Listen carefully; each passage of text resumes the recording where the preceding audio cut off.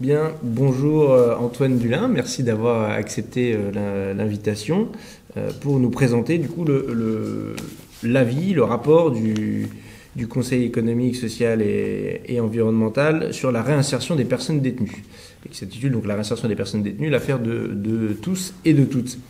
Je vais vous laisser d'abord faire un peu une présentation un peu sommaire du rapport et pourquoi avoir choisi ce sujet, qu'est-ce que vous en retirez comme enseignement, comment ça a été reçu autour de vous, et puis après on rentrera un peu plus dans le détail des préconisations que vous faites sur le rapport et puis des perspectives qu'on pourrait tracer pour améliorer cette réinsertion qui me semble moi déterminante, mais comme beaucoup de gens, parce que ok, on met les gens en prison. Donc on pourrait déjà discuter de est-ce que c'est bien de mettre les gens en prison, est-ce que la décision judiciaire est opportune, voilà, mais qu'après, une fois qu'ils y sont, il faut bien qu'ils en sortent. Bon, et cette question-là, elle reste quand même assez peu pensée politiquement, même s'il y a beaucoup de travaux universitaires quand même sur le sujet. Un sujet qui passionne plus que la sécurité en tant que telle, que la phase amont, mais bon. Et que toute personne normalement constituée qui veut qu'il y ait moins de délinquants ou de délinquance se dit qu'il vaut mieux prévenir la récidive que celui qui soit passé par la case prison ou qui soit passé par le circuit judiciaire, ne réitère pas. Ce qui semble plutôt évident, échappé à un certain nombre de mes collègues de l'Assemblée nationale, mais ce qui semble quand même plutôt évident. Donc je vous cède tout de suite la parole. Très bien, merci beaucoup et bonjour. L'avis du CESE, on l'a fait voter donc en fin novembre dernier. Le truc un peu original, c'est que c'est une saisine gouvernementale. Il y en a une quinzaine par an, donc une saisine directe du Premier ministre. Et le truc encore plus original et même novateur dans l'histoire de l'institution de cette troisième assemblée, c'est que c'est la première fois que le Premier ministre et le gouvernement nous saisissent sur une question de justice. Globalement, généralement, on traite des questions économiques, sociales, environnementales et assez peu et assez rarement les questions de justice. Et en tout cas pas à la demande du gouvernement. Et donc c'était un fait assez historique pour le noter, que ça permet aussi d'élargir les champs et la vision du CESE sur des sujets de société, et comme vous l'avez dit, qui est un sujet principal sur la question de la réinsertion. Pourquoi on a choisi ce sujet? Moi, j'avais déjà un peu commencé à travailler, parce que c'était un sujet qui me porte, et puis on a eu cette saisine gouvernementale, donc la section des affaires sociales et de la santé s'en est saisie, et on avait un avis qui... Il n'y a pas de section justice Il n'y a pas de section justice. Du tout, la question de la justice, elle est très peu abordée, et d'ailleurs, ça a fait beaucoup de débats en interne de se dire comment on va aborder... la question des sanctions, la question de la politique pénale, c'est pas du rôle globalement de la société civile, c'est pas l'expertise de la société civile qui est généralement attendue sur ces questions-là. Et voilà, ça fait permis au CESE de faire un pas de côté sur le sujet. Et voilà, et donc on a travaillé 6 mois dessus, avec une quarantaine d'auditions, un certain nombre de déplacements. Notamment dans les régions pour rencontrer des acteurs, tant les établissements pénitentiaires que les acteurs associatifs. Et puis moi, il y a un des trucs qui m'a tout de suite, parce que c'est un peu mon ADN, c'est de faire parler des acteurs, des détenus et des anciens détenus, qui puissent raconter l'univers carcéral, ce qu'ils ont vécu, ce qui leur a manqué, quel bilan ils en tirent. Au-delà d'une question de sanction, et je trouve que là c'est le premier truc qu'on a vu, moi c'est un truc qui me saute aux yeux dès le premier truc de ce travail, c'est que en fait on n'entend jamais la parole des anciens et des anciennes détenus et des anciennes personnes détenues, d'une part parce qu'il y a une propre volonté de leur part de ne pas évoquer un passé judiciaire, un passé carcéral, et qui peut se comprendre parce que le regard de la société là-dessus est compliqué, mais aussi parce que en fait on leur donne pas les moyens de pouvoir parler. Et j'ai été très frappé pour travailler dans le milieu associatif à Lyon que quand j'ai sorti le rapport et qu'il y a eu un peu de médias là-dessus, il y a beaucoup de gens avec qui je travaillais, donc des personnes en fragilité, en précarité, etc., qui sont venus me voir et qui m'ont dit mais ça m'a interpellé ton rapport parce que je suis ancien détenu, etc. Et que cette partie de l'histoire, il la cache, juste ou à bon titre, mais en même temps, effectivement, c'est une parole qu'on n'entend pas, et nous, au CESE, on a voulu vraiment leur donner la voix, y compris au moment de la présentation de l'avis, où 2 personnes anciens détenus et encore détenus avec du bracelet électronique se sont exprimés devant la garde des Sceaux et devant l'ensemble des membres du Conseil. Donc ça, c'était un truc assez important. Après, vous l'avez dit, mais je pense qu'on se rejoint sur un certain nombre de points, et même finalement, d'une part, le CESE, il y a eu un consensus, l'avis a été voté à l'unanimité à part 2 abstentions, donc, et je laisserai regarder que ce sont les 2 abstentions, mais il y a d'une part la question Alliance Police, et voilà, donc c'est le syndicat des policiers, et bah, bon. Mais sinon... Mais c'est symptomatique. Ouais, c'est symptomatique, mais en même temps, ce qui est intéressant, c'est de se dire que tous les autres corps intermédiaires de la société, ce qui n'était pas gagné d'avance, hein, que la CGT, au MEDEF, en passant par les chasseurs, en passant par les environnementalistes, les écologistes, en passant par les différentes associations, en passant par les professionnels libérales, notamment les avocats, les médecins, etc., les artisans, se trouvent dans une même consensus et compromis de dire... il y a un problème sur il y a un problème sur la question de la réinsertion des personnes détenues. C'est un univers qu'on ne connaît pas, parce que la société civile, c'est pas le monde de l'administration pénitentiaire, c'est un monde qui est quand même assez clos, fermé, etc. Donc c'est un monde qu'on ne connaît pas. Pourtant, dès qu'il y a un fait divers, on y va chacun. En tout cas dans différents partis politiques, à l'augmentation des peines planchées, etc., ou des barèmes des peines. Et donc, se dire, ça y est, on va être protégé par l'univers carcéral. Et le constat qu'on fait, c'est que, d'une part, la prison, elle ne réinsère pas. Et donc, c'est une machine à désinsérer, pour reprendre les mots de Jean-Marie Delarue, l'ancien contrôleur général des lieux de privation et de liberté. Et donc, effectivement, elle ne porte pas cette mission qui pourtant lui est dévolue depuis un certain nombre d'années et réaffirmée dans la loi de 2009, la loi de l'administration pénitentiaire. Et d'autre part, en plus de désinsérer, ce qui risque, et ce que l'on voit, ce qu'on détaille un peu moins dans l'avis du CESE, c'est que elle entraîne plutôt des formes de récidive, ou en tout cas, elle ne permet pas la sortie de la délinquance qu'on appelle la désistance. Quand on voit qu'il y a 35 ou 39% des personnes qui, après la première année de prison, leur année de sortie de prison récidive, ou qu'il y en a 65% qui, 5 ans après, ont récidivé quand ils sont en sortie sèche, on voit bien là que ce sujet n'est pas pris en compte. Sachant que je fais un petit focus sur les sorties sèches, en théorie, les différentes lois, les différents règlements, les différents actes qui ont été posés au sein de l'administration pénitentiaire poussent à ce qu'il n'y ait plus aucune sortie sèche. Ouais, la théorie, encore plus avec la loi de 2019, et ce qui est à mon avis une grande avancée de cette loi 2019, c'est-à-dire de pouvoir au plus possible éviter les sorties sèches, sauf que, bon, d'une part, l'application de cette loi, elle est à partir de mars 2020, qu'on ne sait pas aujourd'hui comment elle va être appliquée, et qu'on voit bien à la fois les difficultés qu'on soulève de monétaires, budgétaires, mais aussi les difficultés humaines et de compréhension, c'est-à-dire à un moment donné, dès qu'on a un fait divers ou une personne qui a été mise sous libération conditionnelle, ou moi, on va tout de suite pouvoir se dire si en plus ça va atteindre notre entourage proche, mais pourquoi cette personne a été en liberté alors que elle pouvait réitérer un acte, etc. Donc on a du mal à accepter cette forme de liberté, et pourtant, ce qu'on voit bien et ce que montraient les différentes expérimentations, c'est que tout aménagement de peine, il réduit considérablement la logique de la récidive, que ça passe par de l'aménagement de peine dans du placement extérieur, type la ferme de Moyen-Brie ou les fermes portées par les actions d'Emmaüs, ou par un certain nombre d'associations qu'on a rencontrées, Espéry 95, ou moi à Lyon, la question, une association qui s'appelle LEMA, qui fait un travail super sur l'accompagnement des personnes en fin de peine, que ce soit pour certains le bracelet électronique, même si on peut se dire que c'est aussi une forme d'emprisonnement, ou en tout cas de réduction de liberté, mais en même temps ces personnes ont commis un acte répréhensible. Qu'on en parle un petit peu plus du bracelet après, ouais. Plus tard dans l'échange. Et bien pensé, à mon avis. Et puis après il y a et donc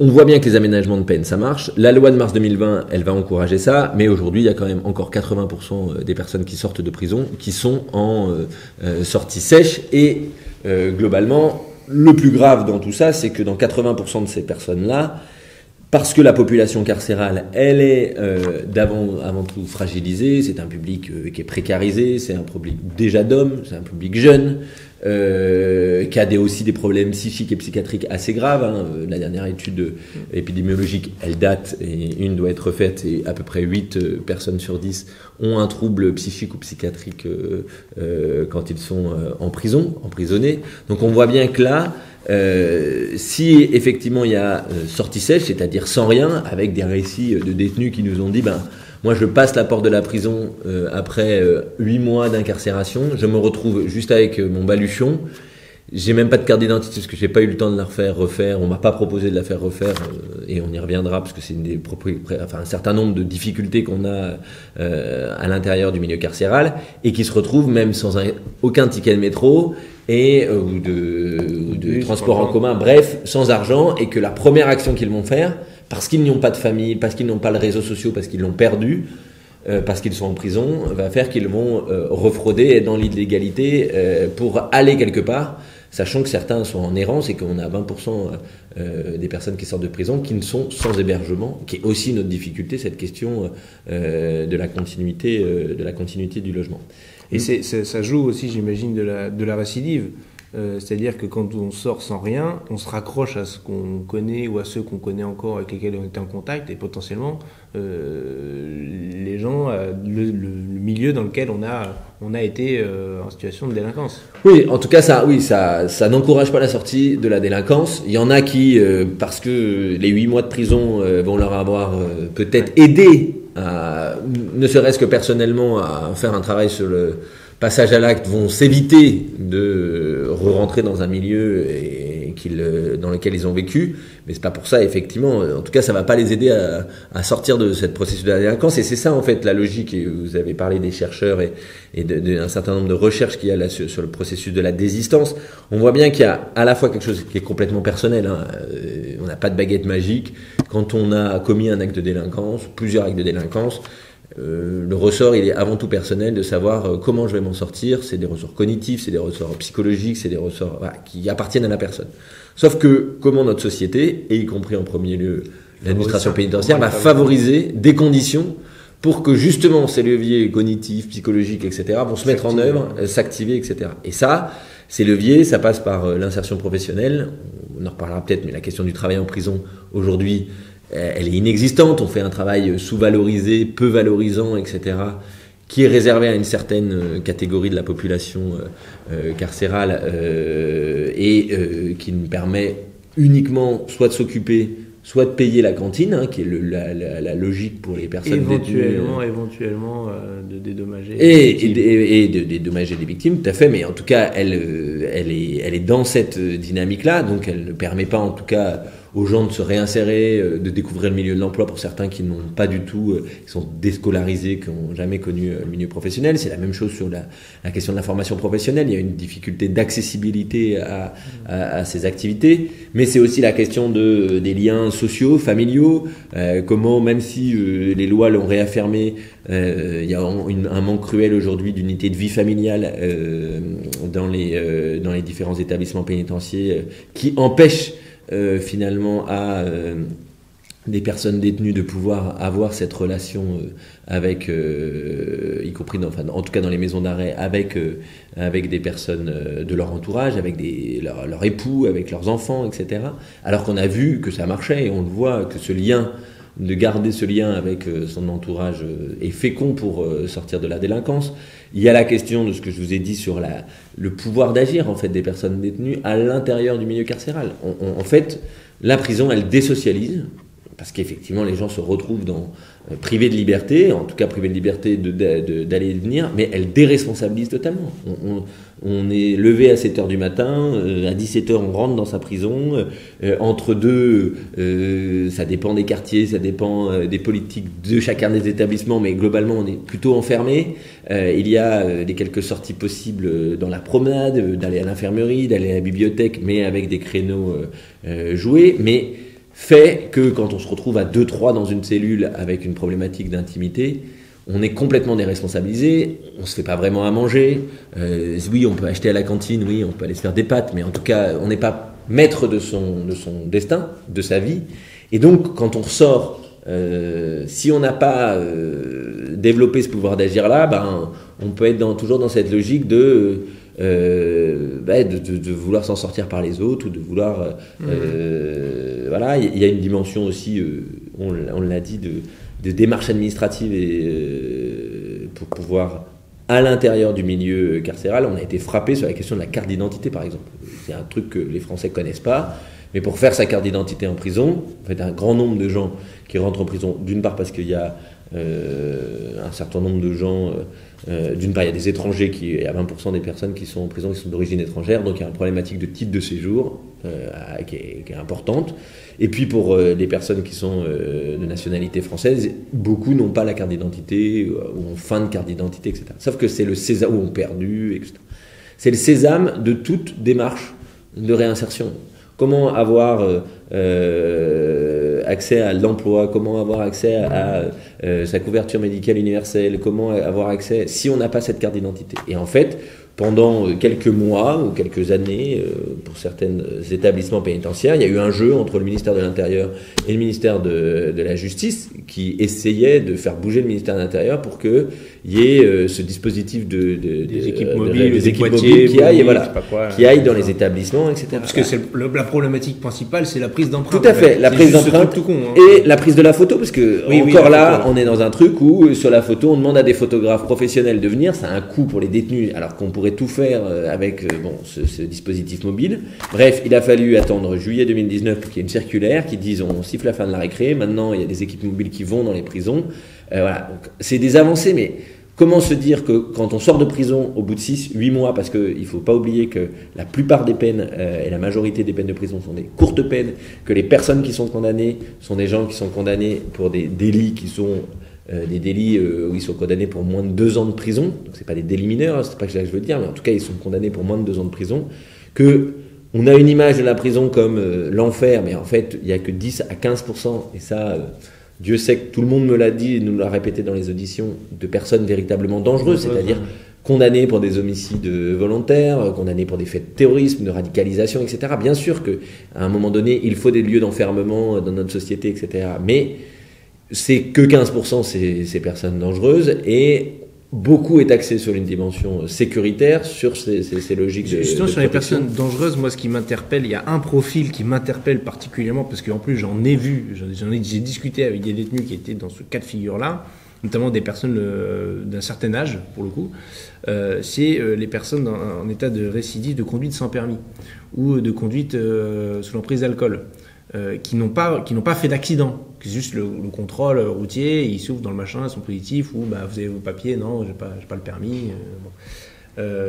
Et des gens qui sont du coup en prison, incarcérés. Qu'est-ce qu'on en fait de ces gens-là? Parce que le discours du parquet, entre guillemets, d'un certain nombre de parquetiers que j'ai pu rencontrer, c'est justement ce sont des personnes dangereuses parce qu'elles boivent au volant et où elles ont plus de permis ou pas de permis. Donc elles sont dangereuses pour la société, c'est pourquoi on les enferme. Mais on se dit quand même qu'on va pas les mettre 10 ans en prison parce qu'ils ont pas roulé sans permis, que ce serait un peu déconnant, donc on les met à des courtes peines, de toute façon ils vont ressortir, et quoi derrière? Justement, c'est les gens en récidive. Eh ben, c'est une problématique qu'on a bien vue, hein. La question des délits routiers avec ou sans homicide ou accident, c'est d'une part un fléau, et qu'effectivement, de fait, moi, la question des magistrats est de savoir, c'est compliqué d'être magistrat, parce que derrière il y a l'opinion publique, et l'exemple que vous prenez, effectivement, le jour où un procureur ou un magistrat ne met pas en prison une personne qui a fait un certain nombre d'actes récidivistes de conduite en état d'ivresse, et que le jour où il va causer un accident dramatique et on va tous sauter sur la justice en disant qu'est-ce que vous faites les gars, voilà. Donc je pense que le métier de magistrat est compliqué, et que là-dessus je pense que il y a une dimension un peu non dogmatique à avoir sur ce sujet, etc. Mais ce qui pose le problème que vous posez, c'est la question d'une part, est-ce que seul l'enfermement et la prison, comme elle est établie, est le lieu de privation de liberté comme on peut l'imaginer dans notre pays? Quand on regarde les exemples étrangers, par exemple sur la question des délits routiers, on a la possibilité d'utiliser d'autres outils, que ce soit par exemple des travails d'intérêt général à vocation de lutte contre les addictions, parce qu'il y a une problématique aussi d'addiction sur des problématiques de délits routiers, etc., et donc qui entraîne la personne à une obligation de soins, mais une obligation de soins en lien notamment, par exemple, à un travail d'intérêt général qu'il pourrait faire à l'hôpital, qu'il pourrait faire, etc., qu'on n'a aujourd'hui pas les moyens d'organiser en France, ou assez peu. Dont on ne se donne pas les moyens, en tout cas. Ils sont pas là. En tout cas, ils sont pas là. L'agence du travail d'intérêt général qui a été créée par la loi de 2019, elle est intéressante là-dessus. Maintenant, comment on la fait vivre et comment on va lui donner effectivement les moyens et comment les magistrats vont se dire tiens, il y a une possibilité de pouvoir... Dans les auditions que vous avez pu conduire sur les alternatives à l'incarcération ou sur même les périodes de réinsertion pour éviter les sorties sèches, donc passer par des parcours comme ça, prononcés par les juges d'application des peines, en l'occurrence, par les magistrats, est-ce que cette dimension-là d'être rassuré sur ce qui concrètement, comment la personne va être prise en charge derrière, c'est déterminant? Complètement. Il y a deux trucs. Il y a la méconnaissance d'une partie des professionnels de la justice de qu'est-ce qui existe, mais en fait de ce tout je l'ai découvert aussi, mais je trouvais ça dingue, mais même de tout le monde du milieu pénitentiaire. Ça englobe l'administration pénitentiaire, ça englobe les magistrats, mais ça englobe les associations et ça englobe les entreprises. En fait, il n'y a pas aujourd'hui de lieu complètement, y compris sur des territoires, à part si c'est vraiment porté par le directeur de l'administration pénitentiaire ou par un tel, de lieux de concertation, de débat, de se dire qu'est-ce que l'on peut proposer à l'échelle de notre territoire pour inventer quelque chose de nouveau. On l'a bien vu, vous êtes du territoire sur la... Il y a des conférences pénales, je sais pas quoi, d'application des peines. Oui, une fois par an, avec le parquet, c'est censé être ça, quoi. Oui, mais seulement qui réunit pour beaucoup le monde judiciaire. Et met à l'écart la question des associations, et une fois par an, il peut y avoir un grand raout en disant tiens, on invite tout le monde. Et voilà. C'est ce qui se fait d'ailleurs. Oui. Et ils prennent souvent une mesure qu'ils vont analyser en fonction des territoires, parce que ça se fait pas, c'est pas si fréquemment que ça, et ça veut dire qu'il y a déjà une petite volonté de pouvoir réfléchir sur la question carcérale de l'incarcération au niveau. Il y a un endroit où j'ai vu que ça avait marché, que ça avait produit quelque chose, c'est à La Réunion, à Saint-Denis. Où justement ils ont développé la contrainte pénale. Ils avaient 200 personnes qui étaient prises en charge par le biais de la contrainte pénale, ce qui tranchait avec le reste du territoire, puisque en moyenne on était à 30 et 40 personnes au max, 40 quoi. Et parce que justement le parquet s'était impliqué sur le sujet, je dis bien le parquet, les juges d'application des peines, et qui se réunissaient régulièrement avec les associations, notamment sur le placement à l'extérieur. Enfin, il y avait tout un travail conjoint, et c'est marrant parce qu'à La Réunion, du coup, il y a deux tribunaux. Il y a Saint-Denis et Saint-Pierre. Et à Saint-Pierre, c'est l'inverse complet. Ils se réunissent pas, ils se voient pas, le parquet ne va rien faire. Et donc, on a 20 à 30 contraintes pénales. Et sauf que c'est la même île, et c'est le même écosystème, je veux dire, associatif. Et on a, parce qu'il y a une volonté d'un côté et pas de l'autre, on voit drastiquement la différence. Mais est-ce qu'à un moment donné, la volonté, elle ne doit pas venir aussi du ministère de dire allez les gars, on se met autour de la table? Ouais, mais avec toute la problématique, pour en avoir discuté et puis qu'on a bien vu, la problématique de l'indépendance, déjà. Parce que c'est ça qu'ils opposent, les magistrats. Oui, mais bien sûr. Et donc, il y a ça. Il y a aussi la méconnaissance et finalement les préjugés, les clichés qu'on a. Moi, je vous ai parlé des entreprises. Je suis frappé. Il y a des entreprises aujourd'hui qui pourraient donner du travail en prison, on pourrait développer et améliorer le travail en prison de manière colossale, sauf que soit les entreprises qui le font en catimini, en cachette, en disant oh là là, on va surtout pas dire qu'on fait travailler des gens en prison, puisqu'en plus il y a une problématique parfois de travail à la pièce, etc. Mais pour ceux qui le font d'une dimension vertueuse, il y a un petit côté, c'est sympa de le faire, on le fait par une logique de responsabilité sociale et environnementale, mais on va pas le crier sur les toits parce que c'est une entreprise familiale, avec une filiale, avec une fondation. Mais alors que, et pour le coup, pour avoir beaucoup discuté, parce qu'au CESE on a la chance d'avoir les acteurs du monde de l'entreprise, on voit bien que là il y a un champ d'activité. Est-ce que, y compris nous consommateurs, on est capable, pourquoi pas, d'acheter des produits, de consommer local, de consommer bio, de consommer équitable? Est-ce qu'on pourrait imaginer que se dire, en fait, finalement, des produits faits par des personnes détenues, ça a une valeur particulière parce qu'on se dit que l'outil que l'on va utiliser là est un outil de réinsertion, comme on peut quand on va acheter sa machine chez Envie, etc. Et de se dire, il y a une dimension de recyclage, mais en plus on sait que c'est une entreprise d'insertion qui a travaillé là-dessus.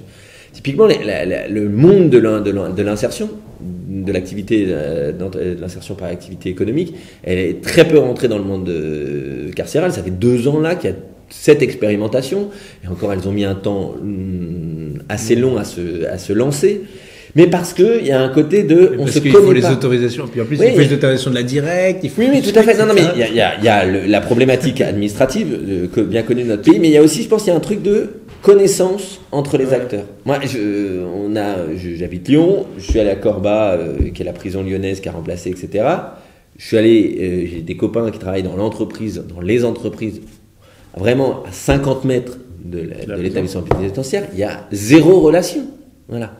La prison, elle existe depuis 15 ans. Il y aurait des choses à faire.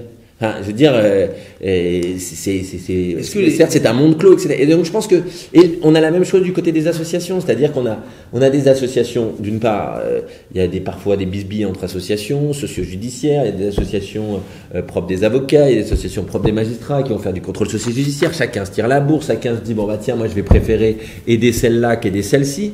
Et donc, globalement, il y a des anciens magistrats qui ont des associations. Voilà, qui subit tout ça, c'est la personne détenue qui, globalement, on va l'orienter dans un truc, et puis ça va pas marcher. On le voit bien, par exemple, typiquement les administrations publiques. On parlait de Pôle emploi. Pôle emploi, tous les gens que j'ai rencontrés de Pôle emploi qui travaillent en prison, ils disent c'est super intéressant. Qu'est-ce qui nous manque?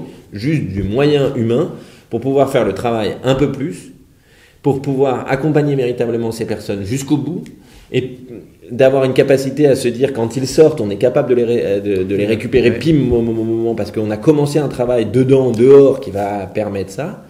On a la même chose avec les médecins. On a il y a pas mal d'acteurs qui sont prêts, mais effectivement. Et alors moi j'ai un exemple, vous m'avez donné la question de la Réunion. L'exemple qui moi me vient en tête, c'est celui des Baumettes à Marseille avec la création du SAS, donc des alternatives à la sortie de ce quartier assez chouette dans cette ancienne prison historique de Marseille, où, pour le coup, on est en train de réinventer un établissement pénitentiaire un peu nouveau en tout cas pour nous en France, pas tellement nouveau pour les pays du Nord, mais en tout cas, tant mieux, même on va en France, là-dessus. Il y a eu des expérimentations, les quartiers de nouveaux concepts, préparation à la sortie. Mais là, on va encore plus loin sur un truc y compris, il y a une forte mobilisation des SPIP, donc des personnels de l'insertion et de l'approbation. Il y a une forte mobilisation des acteurs autour de Pôle emploi, mais des acteurs associatifs. Ils ont même réussi à faire un restaurant à l'intérieur éphémère, mais qui a de pouvoir mettre les détenus en responsabilité, les personnes détenues en responsabilité sur une dimension de reprise à la fois de confiance en soi, mais aussi d'utilité, d'activité, une capacité aussi que les juges d'application des peines laissent au SPIP la main sur la question des permissions de sortie, ce qui est c'est un sujet, parce que c'est qui dit à un moment donné, encore une fois, si y a récidive, qui va porter la responsabilité entre le juge ou l'administration pénitentiaire sur la permission de sortie qui a été donnée. Mais on voit bien là que, in fine, la société, elle est gagnante en termes de non-récidive, et tous les aménagements de peine le montrent. Je vous dis 65% quand il y a sortie sèche, on est à 34% quand on est plutôt dans des aménagements de peine, donc on est quand même à moitié moins. Et de deux, c'est un coût budgétaire, parce qu'il faut qu'on en parle aussi. Et puis dans notre société, la question socio-économique qui est énorme. Une journée en détention, ça coûte entre 85 et 125, voire parfois dans certains établissements 150 €, parce qu'il y a une dimension sécuritaire très forte. Parce qu'il y a du partenariat public-privé assez maladroit qui a été mis en place et qui va nous coûter la gestion déléguée, qui va nous coûter assez cher, etc. Bref. Mais, et que, on y reparlera, mais sur la question du bracelet électronique, ça coûte 9 €, ou sur du placement extérieur, on est plutôt à 35 € de la journée. Donc, il y a une dimension, d'une part. Sur le placement extérieur, je plaiderais quand même pour que ça nous coûte un peu plus cher, parce qu'en l'occurrence, ça donnerait un petit peu plus de moyens aux structures qui accueillent. Mais généralement, sur les administrations, elles payent 25 €, et après, la difficulté, c'est comment on réunit des conférences de financeurs pour pouvoir payer le reste. Mais c'est le début des galères qui commencent. Voilà. Et après, et donc dans cette logique-là, c'est un coût moindre au moment de l'incarcération, et de la privation de liberté.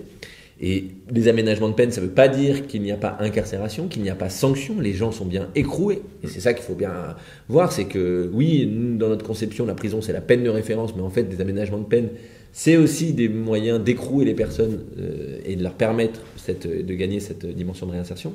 Et puis deux, ce qu'on ne calcule pas, c'est le coût de la récidive et le coût socio-économique de tout ce qui coûte la sortie sèche. C'est-à-dire quand une personne va sortir de prison et va aller dans un centre d'hébergement d'urgence, parce qu'on a après travaillé avec elle la question du logement, etc. Oui, c'est un coût, je travaille associatif, une nuit d'hôtel, c'est entre 50, 60 euros en fonction des lieux, etc. Par jour, en payant en plus le travailleur social, etc. Donc tout ça a un coût. Qu'on ne mesure jamais, le coût de la violence, le coût de la récidive, c'est-à-dire le coût social aussi pour les personnes qui vivent cette récidive. Et donc là, je pense qu'on a un vrai travail, et nous, on a notamment demandé et sollicité la Cour des comptes, on n'a pas encore une réponse, mais en tout cas, pour pouvoir travailler sur un véritable état des lieux. On a des rapports de la Cour des comptes qui sont faits sur le coût de la détention, mais pas sur le coût des effets de la suite de la récidive et le coût socio-économique. Et donc là, il y a tout un travail que pourrait faire la Cour des comptes qui permettrait, parce que je pense qu'il y a un vrai sujet de débat public pour changer de regard, parce que un des trucs, c'est que beaucoup du monde pénitentiaire, on est tous d'accord à se dire il faut mieux travailler sur la question de la réinsertion.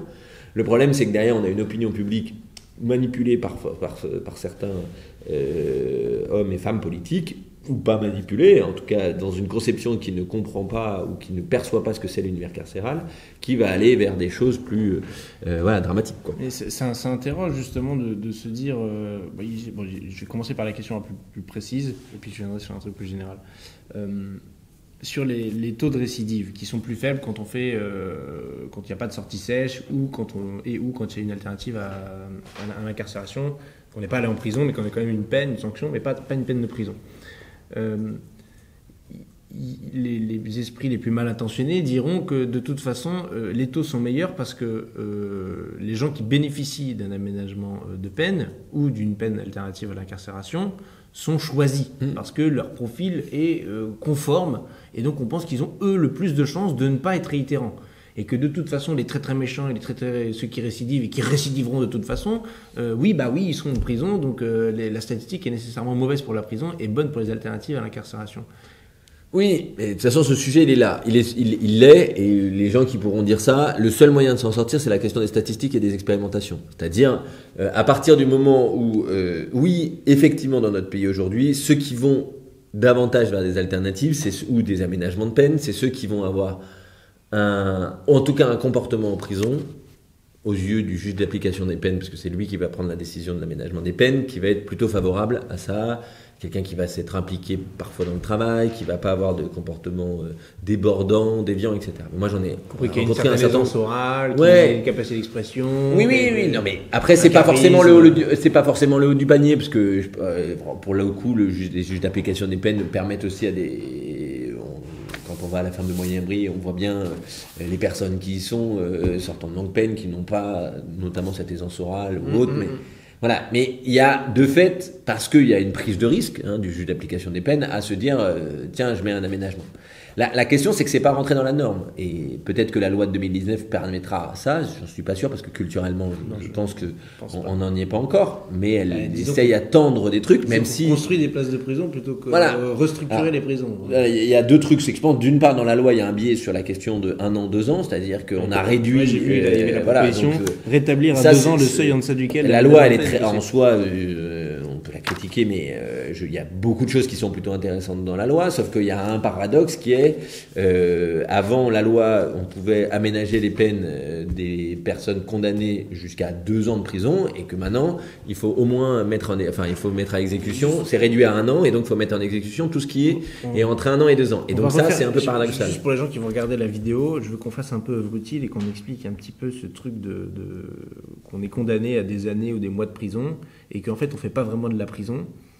Ça m'a mis un peu de temps pour que ça arrive jusque là-haut au cerveau, pour comprendre qu'on me dise il a été condamné à 2 ans de prison, donc du coup il n'est pas en prison, il fait un autre truc. Parce que c'était encore possible dans cette loi. Pourquoi n'a-t-il pas été tout de suite condamné à faire l'autre truc? Est-ce qu'on peut expliquer ça aux gens? Il peut y avoir, il aurait pu. Pour le coup, il y a 3 trucs. Soit il y a une condamnation, alors sur les alternatives, soit on est condamné à de la prison, Et il y a une possibilité, quand c'est jusqu'en mars 2020, 2 ans, de pouvoir aménager cette peine, c'est-à-dire de voir convertir quoi. un juge d'application des peines qui va dire bon ben les 2 ans de prison, je vais proposer que ces 2 ans de prison ce soit parce que de fait il y a des histoires de remise de peine à un moment donné, que la personne elle est réduction de peine automatique. Réduction de peine automatique fait que il va dire on va lui proposer, notamment pas sur 2 ans parce que ça c'était un pas bon exemple, mais la personne a été condamnée sur 6 mois, on va lui dire eh ben vous allez faire 5 mois ou 4 mois ou de placement extérieur ou de travail d'intérêt général 200 heures, etc. Voilà, bon. Donc ça c'est une possibilité. Il y a une sorte de barème informel sur le combien vaut 6 mois de prison, etc. Enfin, c'est aussi au regard du profil de la voilà, c'est l'individualisation de la peine qui est une bonne chose, hein, parce qu'à un moment donné il faut pouvoir convenir en fonction. Après il y a le juge du siège qui pourrait condamner ce qu'on appelle ab initio, donc au début, enfin au moment de la sentence, de dire les personnes sont condamnées pour du travail d'intérêt général, pour de l'amende, pour du placement extérieur, pour du contrôle socio-éducatif, etc. Ça existe, et heureusement, mais c'est encore peau de chagrin, et notamment pour un truc, c'est que les avocats ne vont pas chercher ces histoires d'aménagement de peine. On n'a pas de débat fort contradictoire dans les tribunaux. Peut-être que pour eux, ce serait reconnaître une forme de culpabilité. Ouais, et que du coup, comme le débat il est sur la culpabilité, on se dit, je vais pas demander à ce qu'il soit condamné, non pas à de la prison, mais à autre chose, parce que ce serait un peu reconnaître que... Oui, ça peut être ça. Mais je vous dirais aussi, c'est aussi une question de méconnaissance. C'est-à-dire, à un moment donné, et vous avez la même chose de par son détenu. Il y a des détenus qui vous diront dur comme fer, je préfère aller faire 2 mois de prison parce que je l'ai déjà fait, je sais comment ça va se passer, ça va être merdique, mais je vais faire mes 2 mois de prison plutôt qu'aller me taper 400 heures de travail d'intérêt général. Voilà. Donc si son avocat plaide pour 400 heures d'intérêt général, bon bah il va se dire mon avocat est sympa, mais voilà. Sauf que pour le coup, pour la personne détenue, les 400 heures de travail d'intérêt général sont sans doute beaucoup plus utiles que les 2 mois qu'il va passer en détention, parce que effectivement, et ça il faut que tout le monde l'entende, c'est que 2 mois en détention, on n'y fait rien. On arrive dans un quartier arrivant d'une maison d'arrêt qui est parfois surpeuplée, on en reparlera, parce que c'est une vraie question, la question de la surpopulation carcérale.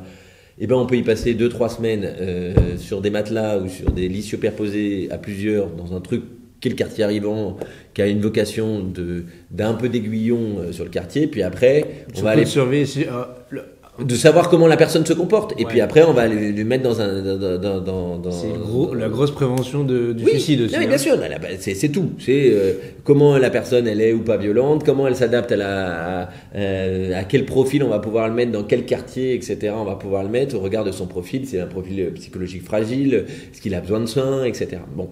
Ce qui est plutôt intéressant, cette histoire de quartier arrivant. Mais là encore, on ne va pas jusqu'au bout. C'est-à-dire que nous, l'une des propositions qu'on fait au CESE, c'est qu'on porte, dès le début de l'entrée en détention, la question de la sortie, y compris pour des gens qui sont condamnés à 25 ans de prison. C'est-à-dire de se dire, vous faites quoi ? Vous allez faire quoi à la sortie ? Comment ?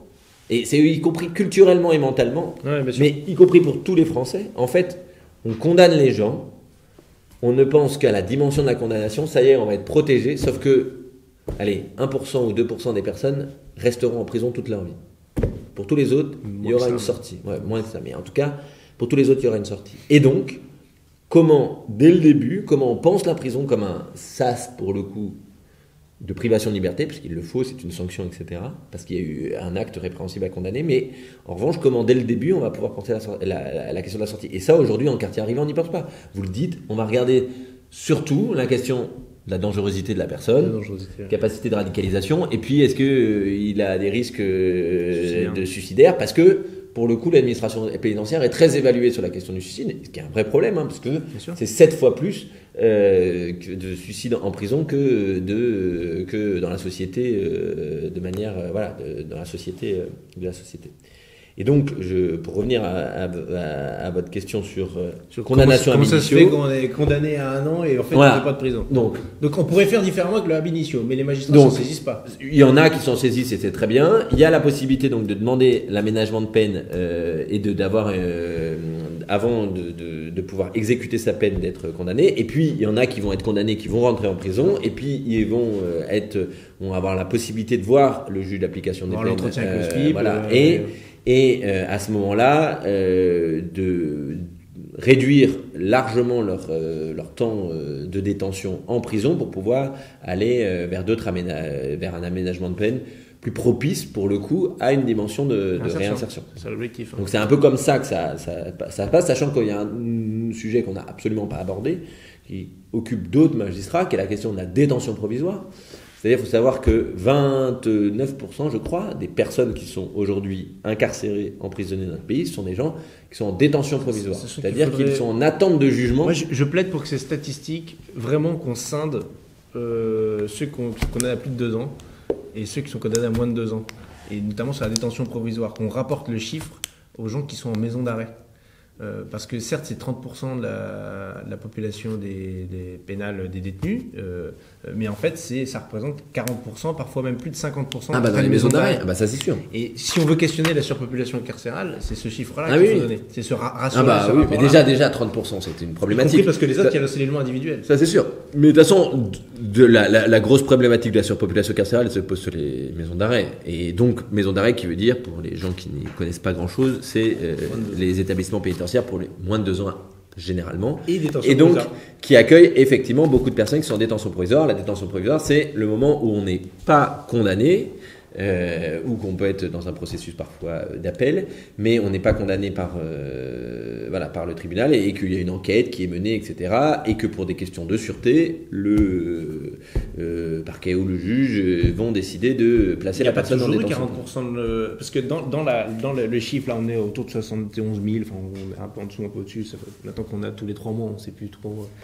On attend patiemment la vague suivante.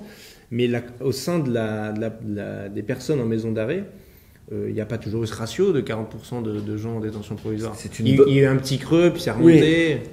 Oui, je pense qu'il y a une problématique sur la question de la détention provisoire, sur d'une part des problématiques de parfois, alors ce qui n'est pas de la code de détention provisoire, mais il y a parfois de la question de la comparution immédiate très rapide, et donc des condamnations très rapides qui sont prononcées, qui augmentent fortement la population pénale. La question aussi du plaidé coupable et des problématiques là-dessus qui fait qu'il y a quand même parfois des délais d'attente du justiciable, et que la détention provisoire, elle augmente de fait très fortement sur la question des délais de la justice, et du fait qu'il manque cruellement des moyens humains à la justice. Vous savez me le dire, vous, le chiffre du nombre de gens qui sont condamnés strictement à la durée qu'ils ont passée en détention provisoire? C'est-à-dire qu'ils sont condamnés, ils sortent tout de suite? Non, je sais pas. Mais je pense que les statistiques du ministère pourraient l'avoir, mais je ne sais pas si d'ailleurs c'est vraiment... Je cours après ce chiffre, j'aimerais bien le savoir. Et effectivement, c'est une problématique, c'est la question de la détention provisoire. Comment on fait sa réinsertion dans ces conditions? Oui, mais en plus on ne peut pas faire de réinsertion. On ne sait pas quand on sort, parce qu'on ne sait pas quand est-ce qu'il y a le procès, le procès, l'issue du procès. Et puis en même temps, il y a une vraie difficulté, c'est que les personnes... On n'a pas accès au boulot non plus dans la détention. Les personnes qui sont en détention provisoire sont les personnes qui, globalement, en attente de condamnation, donc on a encore moins le projet de quelque chose. Vous parlez de projet de sortie, comme on ne sait pas si en fait on va sortir tout de suite comme vous l'avez dit, parce qu'on aura fait suffisamment de prison, ou si on va encore prendre 1 an, 2 ans, 3 ans, etc. On peut l'imaginer au regard de l'acte commis, pour certains, mais en tout cas pour d'autres c'est plus compliqué. Effectivement, il n'y a aucun accès pour les personnes en détention provisoire, c'est assez moins d'accès, et en tout cas au regard de la pénurie des activités qui sont proposées dans le milieu carcéral, fait que ils ne sont pas les personnes prioritaires pour axer sur la question de la sortie, et donc on a une vraie problématique sur ces questions de détention. Quand vous avez fait les auditions, qu'est-ce qu'ils en pensent, ces gens que vous avez auditionnés, notamment les magistrats et autres, quand on dit que sur toute la population carcérale, on a 10-15% maximum de gens qui sont vraiment dangereux, et pourtant on a 39% de gens en détention provisoire. Je pense que tout le monde en pense. D'une part, les magistrats, c'est pas un corps qui dit tous la même chose, et heureusement, c'est une certaine bonne indépendance, et c'est plutôt intéressant là-dessus.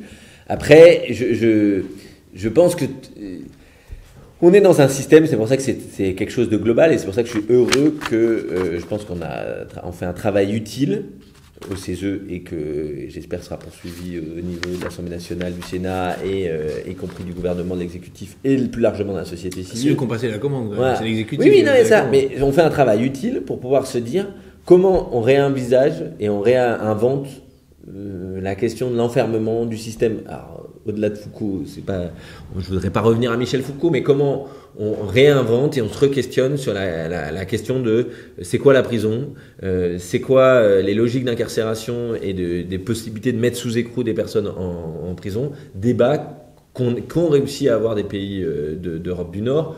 On prend l'exemple souvent des Pays-Bas.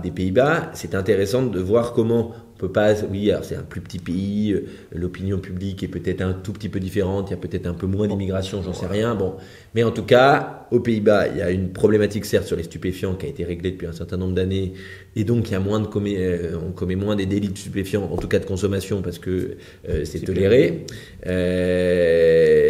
et encadré. Mais par exemple sur les délits routiers, on a réussi à aller dans quelque chose qui a été accepté par l'opinion publique et qui fait qu'aujourd'hui les Pays-Bas louent des places de prison à des pays étrangers.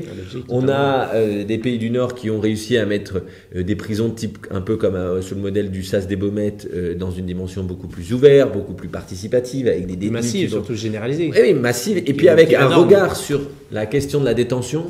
On a un peu un côté en France d'avoir, je revenais à ce que je disais au début sur la question des détenus. On ne veut pas les écouter, on ne veut pas les voir et avoir fait de la prison. Bien sûr, c'est mal, donc on va pas. Est-ce que c'est irrémédiable de questionner ces sujets-là contre l'opinion publique? Non, je pense qu'il le faut de pouvoir le questionner contre l'opinion publique, mais au lieu de contre, je pense que l'opinion publique est un peu fabriqué cette opinion publique parce que électoralement, on l'a dit au début, certains l'utilisent, mais parce que c'est bankable. Oui. C'est comme les caméras de vidéoprotection, les caméras de surveillance, quoi.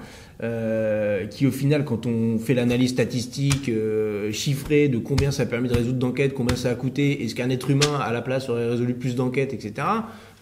L'évidence tombe sous le sens que ça sert pas à grand chose de foutre des caméras partout. Et par contre, ça servira à des choses de mettre des enquêteurs.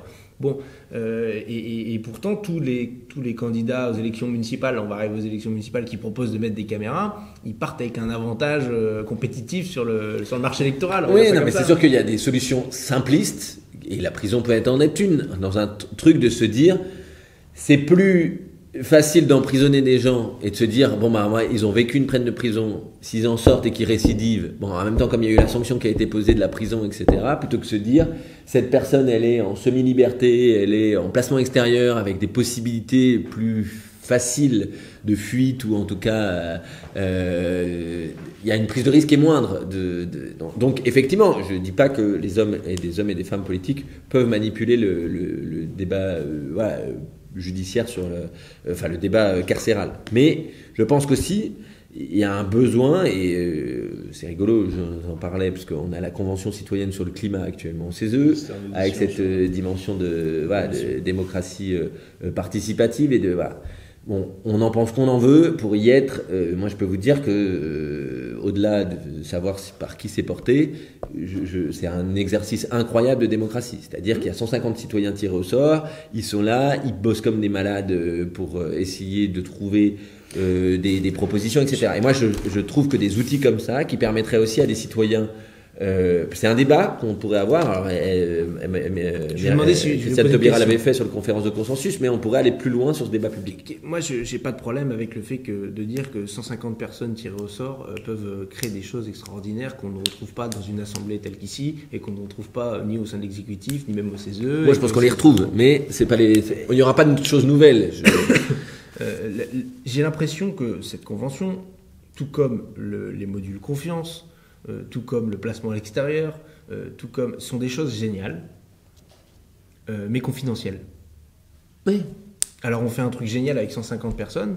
Qu'est-ce qui nous empêchait de faire une convention citoyenne par département, par exemple, et une super convention citoyenne nationale pour mutualiser, qui est 150 fois 100, ça faisait déjà 1500 personnes. Mais moi, qu'est-ce qui nous empêche de faire ça? Il ne nous empêche rien de le faire. Qu'est-ce qui nous empêche que le module respect, ce soit pas au maximum 30% de la détention, mais que ça puisse être 70%, ou qu'il y ait une prison 100% module respect, et que l'exception, ce soit le régime porte fermée classique qu'on connaît aujourd'hui majoritairement en maison d'arrêt. Qu'est-ce qui nous empêche de faire en sorte que ce placement à l'extérieur, ce soit pas un truc confidentiel uniquement pour les sorties de longue peine, parce que c'est le public qui est essentiellement visé. Pourquoi on fait pas du placement à l'extérieur ab initio? Et y compris pour la détention provisoire. Mais je suis tout à fait d'accord. Mais ça, c'est comment on arrive à le porter là-dessus.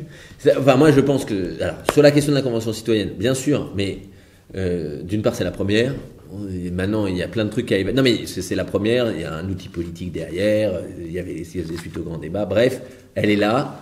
Si elle porte ses fruits, sur le climat, ce sera déjà une bonne chose. Sachant que pour moi, elle ne va pas révolutionner et apporter des idées nouvelles. Les idées, elles sont dans la société. En revanche, elle va permettre de se dire qu'il y a 150 citoyens qui ont été désignés, qui représentent la population, en tout cas qui représentent non pas, comme vous, députés de la représentation nationale, mais qui représentent une sociologie, voilà, et qui vont aider à, j'espère, faire le gap sur l'histoire de la transition écologique. Et je pense que le parallèle, pour terminer sur l'histoire de la Convention citoyenne, peut être fait sur la dimension de la réflexion sur le monde carcéral, en disant, sur la question de la justice, peut-être pas sur la question complètement des politiques pénales, et encore, mais on pourrait avoir la même chose, une convention citoyenne, pourquoi pas dans chacun des départements avec une convention nationale, ce sera peut-être la suite, mais en tout cas de pouvoir se dire, on a un débat posé dans notre société qui n'est pas juste porté par des hommes et des femmes politiques qui globalement, et d'ailleurs c'est intéressant, on le voit, dès qu'on a des hommes et des femmes, et de tous bords, et vous l'avez vu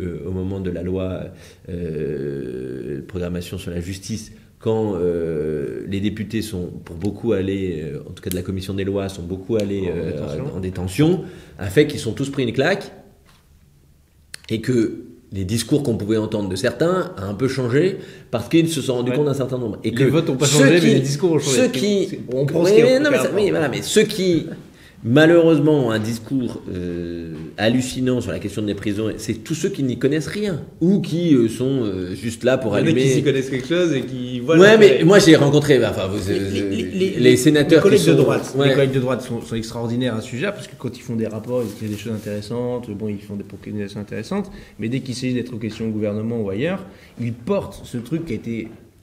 Je crois que la science a démontré que c'était une connerie, qui est la vertu préventive de l'augmentation de la sanction, notamment en nombre d'années de prison. Et donc, quand on va passer un délit de 2 à 4 ans de prison, le type, avant de commettre son délit, va se dire « Ah oui, merde, maintenant c'est passé à 4 ans de prison, je ne vais pas commettre mon délit. » Et qu'il n'y a pas de lien aussi étroit et direct en disant plus on va augmenter l'échelle des peines, moins il y aura de délits et de délinquance.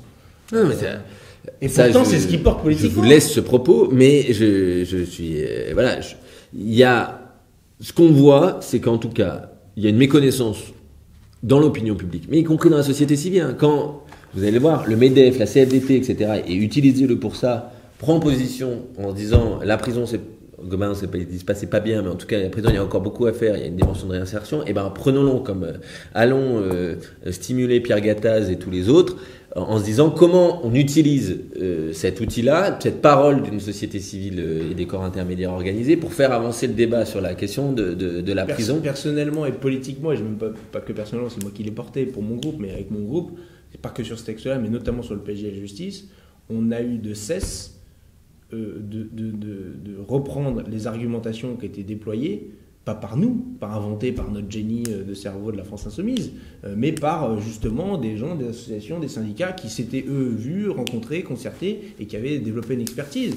Et quand le problème c'est que les corps intermédiaires ne pèsent plus grand-chose dans le débat à l'Assemblée nationale. Je ne sais pas si dans la société, je pense qu'ils pèsent encore quelque chose et ils en font une certaine forme de démonstration en ce moment avec les manifestations. Mais moi je suis confronté à ce truc-là en permanence. Sur ce sujet-là, on nous dit l'opinion publique n'est pas avec nous, les corps intermédiaires, on les écoute pas tellement, et même à l'intérieur des corps intermédiaires, c'est quand même un sujet assez confidentiel. Les magistrats eux-mêmes ne se déplacent pas tellement pour voir ce que c'est les alternatives à l'incarcération et comment on fait de la réinsertion, parce qu'ils ont le nez dans le guidon du traitement en temps réel pour le parquet et des juges d'application des peines qui doivent aller très très vite, passer de commission en commission. À quel moment on dit stop, là, on s'arrête, on regarde, quoi. Moi, j'ai la même question. C'est-à-dire, je pense que nous, je sais pas si c'est une goutte d'eau, en tout cas, c'est un truc de plus, un rapport.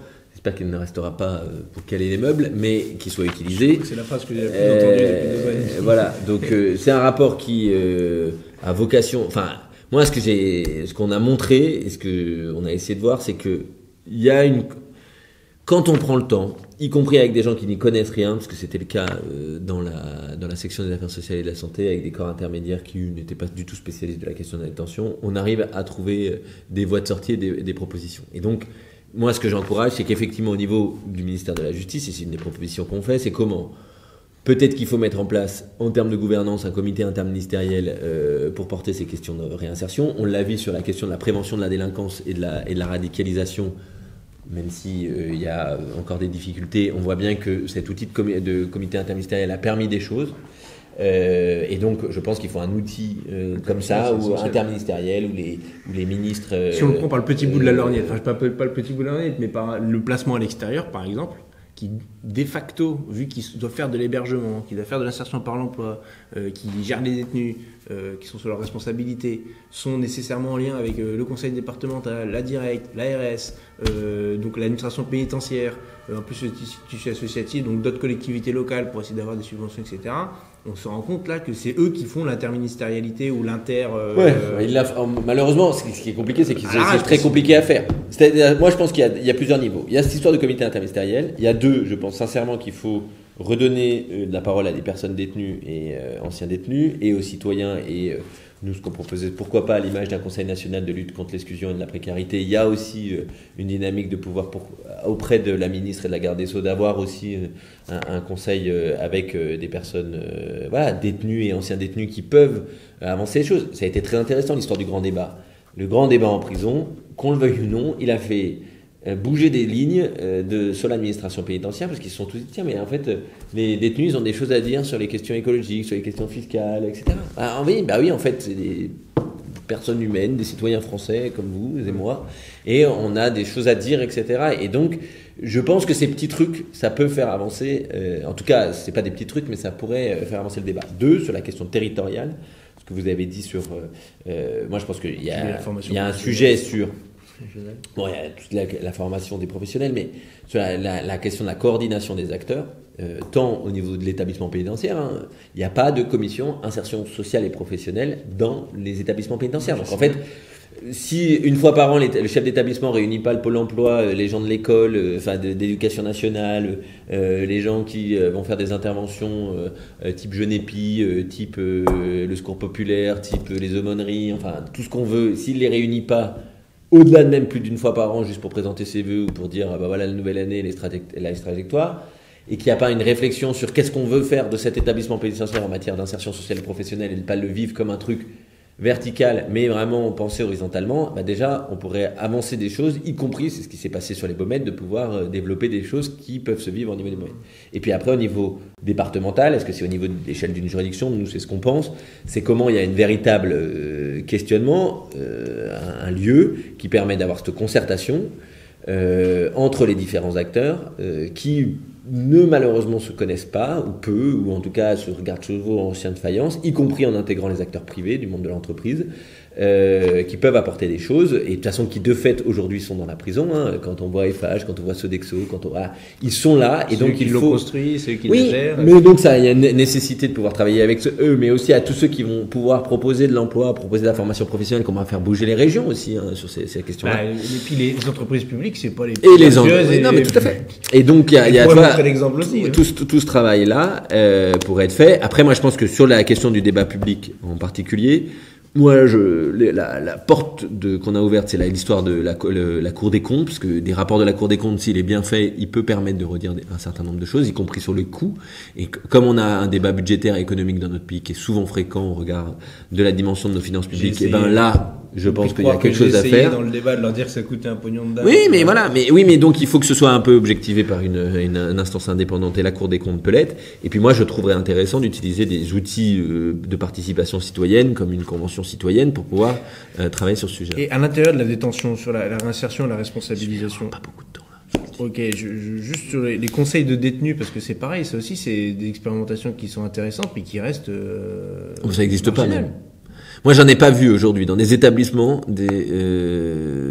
moi, je suis premier, j'aimerais bien découvrir, d'endroits où au-delà de la question du choix de l'activité, c'est-à-dire vous préférez entre musculation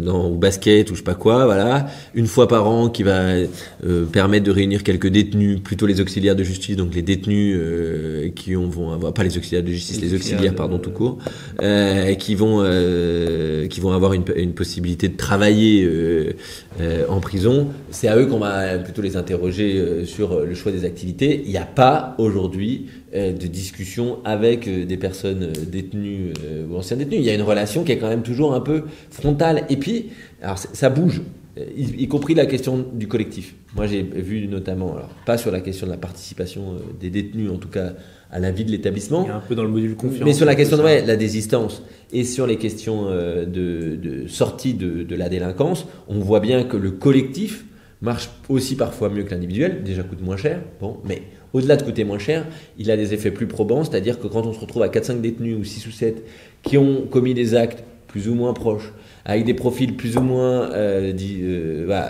différents, etc., le fait de pouvoir en parler ensemble, le fait de pouvoir se dire pourquoi on en est là, qu'est-ce qui nous a amené là, comment on s'en sort collectivement aussi, permet cette libération de la parole. Et ça, il y a des choses qui sont, et je soulignais vraiment le travail qui sont faits par les SPIP là-dessus, parce que c'est pas facile. Parfois, il faut essayer de négocier à fond avec l'administration pénitentiaire pour permettre ces modules collectifs, mais ça donne des bons résultats pour permettre aux gens de juste d'être dans la confrontation je suis avec mon conseiller d'insertion pénitentiaire qui me dit ce serait bien que t'aies le déclic, et en même temps en face de moi il y a une personne qui veut pas avoir le déclic. Quand on parle avec d'autres, quand on travaille sur la question entre les pairs, qui existe dans le milieu de la précarité, sur les questions de pairs aidants, sur les questions de personnes qui restaurative, et puis tout à fait, la justice restaurative, réparative, entre les chantiers tiges et le tige individuel, il y a déjà une petite différence qualitative. Non, c'est ça. Et je pense que en fait ce qui est fou, c'est que il y a plein de pépites.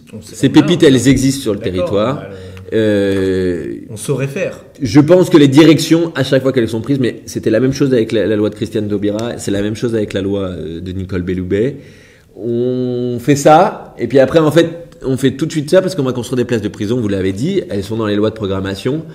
Je suis pas sûr aujourd'hui, et peut-être que le schéma vous le montrerai, mais le monde, c'est que plus on construit de places de prison dans notre pays, plus on les remplit. Et donc ça, c'est pas une politique publique qui fonctionne depuis 30 ans. En tout cas, tous les chiffres montrent que c'est pas la bonne politique. Donc, au lieu de peut-être de mettre de l'argent dans la construction de places de prison, on pourrait peut-être travailler sur de l'alternative, sur de l'aménagement, ce qui n'empêche pas toute la question sécuritaire. C'est-à-dire, c'est pas parce que les personnes sont privées de liberté, c'est pas parce que les personnes peuvent être à un moment donné dans une histoire de placement extérieur ou même avec un bracelet électronique qu'elles vont être nuisibles dans le sens un risque pour la société. Pour terminer, dernière question avant qu'on ne se quitte, bracelet électronique.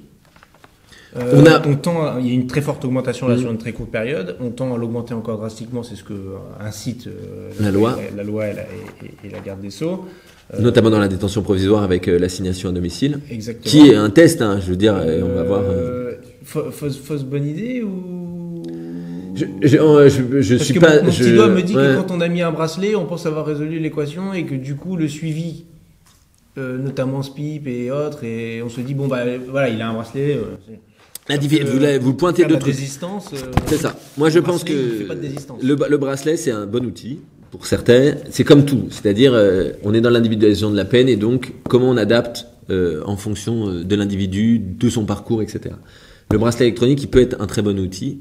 Et d'ailleurs, moi, des détenus qui le portaient en sont contents. Je vois deux défauts par rapport à la question du bracelet. C'est la question de la durée, c'est-à-dire que statistiquement, c'est pas prouvé, mais en tout cas, beaucoup de d'échos que j'ai eu, y compris de chercheurs qui travaillent sur cette question-là, disent au-delà de 6 mois, ça n'a pas de sens. On peut pas mettre les gens avec un bracelet électronique, les contraintes que ça a, parce qu'il faut pas oublier que ça a des contraintes fortes, y compris techniques, technologiques, que quand ça sonne au milieu du métro, quand ça vibre, quand où ça dysfonctionne et que je suis obligé d'aller au commissariat. Bon, bref, il y a quand même un certain nombre de contraintes qui sont normales parce que la personne elle est sanctionnée et donc elle a ça, mais il y a des contraintes techniques qui, en tout cas au-delà de 6 mois, on sent que cette période-là, en tout cas du bracelet électronique, fonctionne plus ou moins. Et de 2, c'est ce que vous avez posé, c'est la question de l'accompagnement, c'est-à-dire si ces bracelets électroniques, comme solde de tout compte en disant vous avez un bracelet, vous êtes chez vous, vous allez une fois par mois au SPIP, ça n'a aucun sens. Pourquoi ? D'accord. Parce que effectivement, il n'y a pas d'accompagnement. La personne, elle est laissée à elle-même. Elle va pouvoir malheureusement faire un peu ce qu'elle veut pendant la journée, ou voilà, avec les contraintes liées au bracelet électronique. Mais s'il n'y a pas, elle peut avoir des obligations de soins, elle peut avoir des obligations de recherche d'emploi. Mais en fait, on arrive, vous le disiez, on n'arrive pas dans la délinquance comme ça, et donc on s'en sort pas comme ça. Et donc, si on veut effectivement aider les personnes à sortir de la délinquance, il faut qu'il y ait des conditions qui le permettent. Et les conditions, c'est d'avoir des personnes qui leur tendent la main, d'avoir des gens qui vont les conseiller, les coacher, les accompagner, d'avoir des gens qui vont leur donner la possibilité de faire des expériences professionnelles, associatives, bénévoles, qui vont leur sortir de leur univers, de leur quartier, etc. Et ça a un petit coût.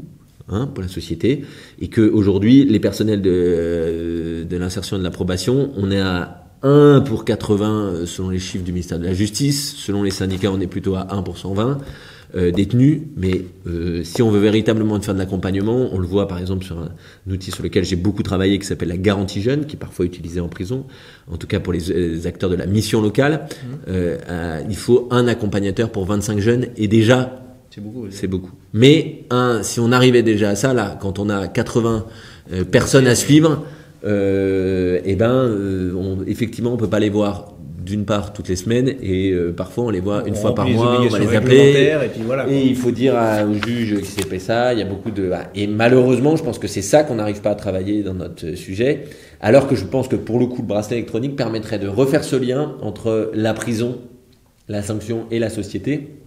Parce qu'on pourrait avoir une chaîne de solidarité, et elle existe avec des associations, avec des entreprises qui pourraient se dire, tiens, moi je prends un engagement de pouvoir recruter des personnes qui sont en bracelet électronique, de leur faire découvrir des stages de découverte professionnelle qu'on appelle les PP, je sais plus là, voilà. Mais voilà. Donc en tout cas, il y a un truc intéressant à creuser là-dessus. C'est pas l'alpha et l'oméga, c'est pour ça qu'il y a plein de systèmes. Je pense qu'on peut beaucoup améliorer les travaux d'intérêt général. Je pense qu'on peut développer à fond les placements extérieurs. Nous, on revendique la mise en place de 5000 places. On peut